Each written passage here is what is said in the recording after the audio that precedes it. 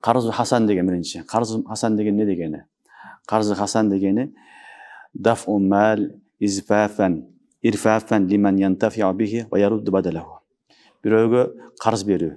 Ошол адам иштетип, эмне кажетине бүтүрүп алсын, өзүнүн зарылчылыгын бүтүрүп алсын деп бирөөгө бир карыз берсең, мына ушунун негизи карзу Хасан дейт.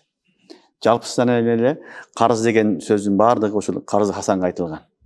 Ага эч бир шарт койбойсуң, эч бир талап койбойсуң, жөн эле бирөөгө жардам бересиң, ошол адам өзүнүн жумушуну бүтүргөндөн кийин сага акчаңды кайтарып берет, карзыңды кайтарып берет. Ошону карзу Хасан дейт. Карызга айтылган сооптор ушундай карыздарга берилет. Чоң сооптор айтылган ушундай карыздарга. Демек бирөөгө акча бердиң 100 000, бир айдан кийин карызыңды кайтарып алдың, бул карзу Хасан. Же болбосо бир кап будай бердиң, кийин бир айдан кийин бир кап будай алдың.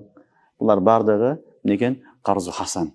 Бул деген сөз жакшы нерсе. Хасан деген жакшы, шариаттагы жакшы нерсе, мусулмандын кажетин бүтүргөн жакшы нерсе, жардам бергени жакшы нерсе. Ошон үчүн муну уламалар карзу Хасан деп атап койгон.